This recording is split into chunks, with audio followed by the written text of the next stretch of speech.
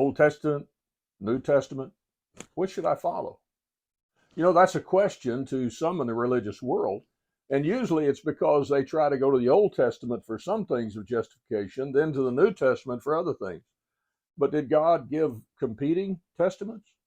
No. You see, the Old Covenant was there to bring us unto Christ. You find in the book of Colossians, the 2nd chapter, that whenever Christ himself came, that he blotted out the handwriting of ordinances. It was against us.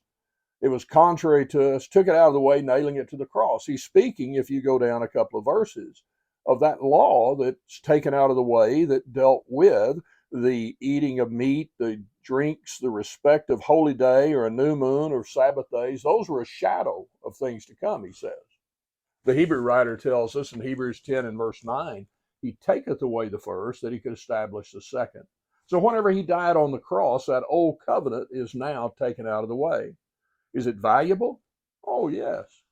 In the book of 1 Corinthians, the 10th chapter and verse 11, we find that these examples are there, that they're written for our admonition.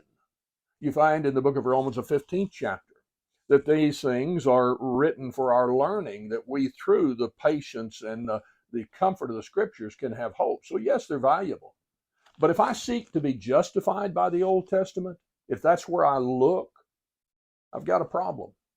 In the book of Galatians, the 5th chapter, the Apostle Paul was combating the idea that it was necessary to go back to the old law. And in Galatians 4 or 5 in verse 3, he says, I testify again to every man that is circumcised, he is a debtor to the whole law. In other words, you can't just take part. All of those things that he nailed to the cross, the eating of meats and such, the holy days, the Sabbath, all of those have to be observed too. But people don't want to do that. In fact, you find that if we seek to be justified by that law, you're fallen from grace. If you ever were saved and you go back to it, you're lost.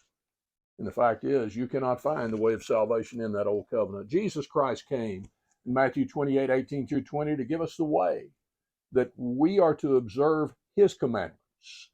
Whenever we do that, we're showing love, John 14 and verse 15. Respect the old covenant for what it is. But when you seek justification, look to the new covenant. If you'd like to know more about this or have any other questions, feel free to check the link below this video for the 39th Street Church of Christ, and we'd be more than happy to study this matter with you. Thank you for listening.